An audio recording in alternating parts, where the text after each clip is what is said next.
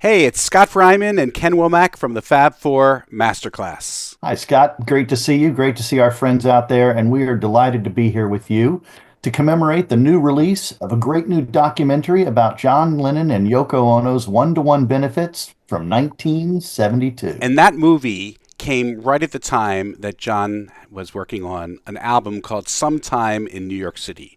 And we're going to dive into a little bit about how that album was put together, a few of the songs that appear in the one to one movie, and then we'll wrap up by talking a little bit about the concert. So, Ken, let's dive in and talk about this album, which is not everyone's favorite, by the way, but it is. It has its moments, and we start with John and Yoko moving to New York in 1971. They're escaping what they felt was the artistic and political stagnation of London. And New York City, it offered creative oxygen and also a front row seat to the social upheaval of the time. Vietnam protests were going on, there was a feminism movement, black liberation movement, and so forth. And they didn't just observe, Scott, they got involved. They spoke out at rallies, supported controversial figures like Abby Hoffman and Jerry Rubin, and used their platform to amplify marginalized voices. Attica prison riots, Angela Davis, Irish independence, women's liberation, and John Sinclair. Of course, there was a cost to this. It made them targets. The Nixon administration saw Lennon as a threat and began surveillance and deportation efforts. Now, Lennon wanted to make a real time response to everything that he was experiencing, everything going on around this time. And he wanted to make, as he said, a newspaper that you could dance to. Now, Sometime in New York City is a work of agitprop, which refers to an intentional, vigorous promulgation of ideas. The term originated in Soviet Russia, where it referred to popular media such as literature, plays, pamphlets, films, and other art forms, with an explicitly political message in favor of communism. The album's agitprop lyrics are very politically charged compared to its predecessors, discussing political and social issues and topics such as sexism, incarceration, colonialism, and racism. The logical postcursor to his efforts with Yoko leading up to this time.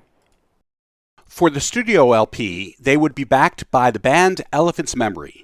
They were formed in the late 1960s, and they weren't entirely obscure. In fact, two of the band's songs, Jungle Jim at the Zoo and Old Man Willow, appeared on the 1969 soundtrack to the film Midnight Cowboy.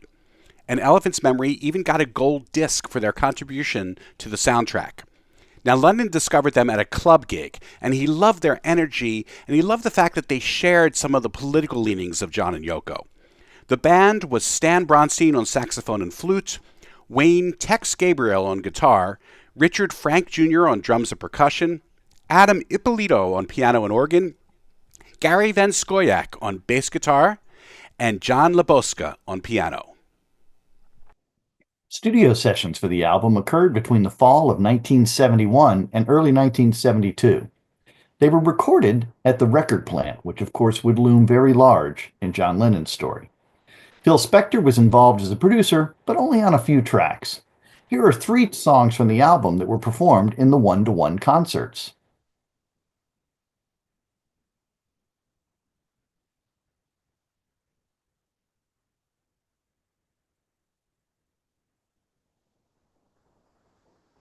It was intended as a reggae song, but according to Lennon, Elephant's Memory were all from New York and they just didn't get reggae. So Lennon claimed he tried to explain it to them by teaching them Desmond Decker's The Israelites. And Lennon said, if you listen to Sisters Oh Sisters, you'll hear me trying to get them to play reggae. New York City is in some ways a sequel to the Beatles' The Ballad of John and Yoko. Like the earlier Beatles song, New York City gives a straightforward report of the recent events in Lennon's life. Among those events included are Lennon's meeting with street musician David Peel, his concert with Frank Zappa at the Fillmore East, meeting Elephant's Memory, his Attica State Prison benefit concert at the Apollo Theater, and his visit to Max's Kansas City. The song also refers to Lennon's ongoing immigration issues. In response to the U.S. government trying to deport him from the country, Lennon retorts that he'll live in New York whether they like it or not, and that the Statue of Liberty said, "Come." The song concludes with Lennon incorporating a bit of New York City vernacular with the statement, "What a badass city."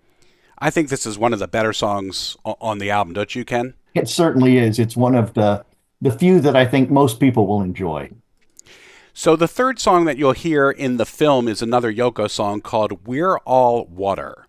And this is a song that's vintage Yoko Ono. It's philosophical, it's a little absurd, and it's disarmingly honest.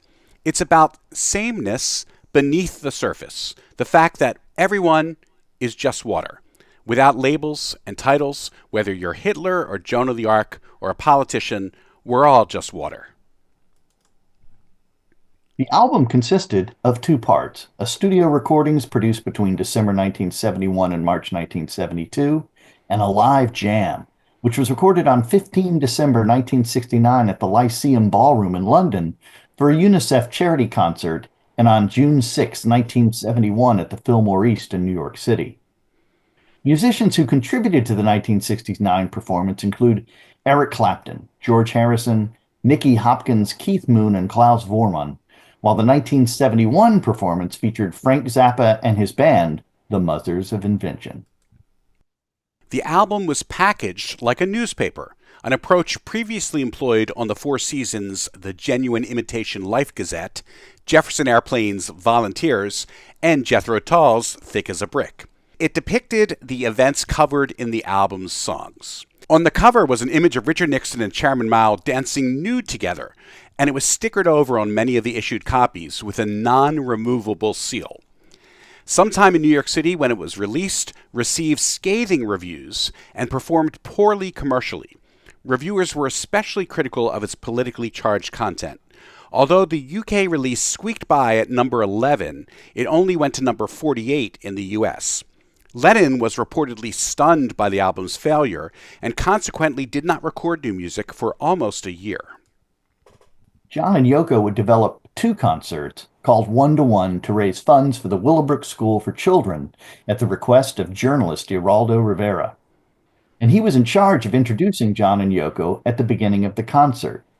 Recorded on August 30th, 1972 at Madison Square Garden, this would be John Lennon's last full concert and is important for us as scholars and thinker about the Beatles and their solo years, because it would be one of the few times he would have a full set list.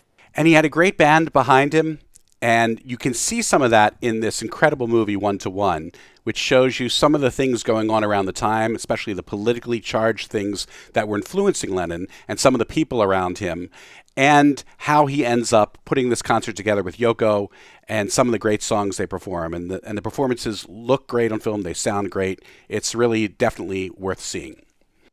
That's right. Where else are you going to hear Come Together, that great Beatles song, performed by John Lennon at the height of his powers during his solo years? Just a magnificent new documentary that we both heartily recommend.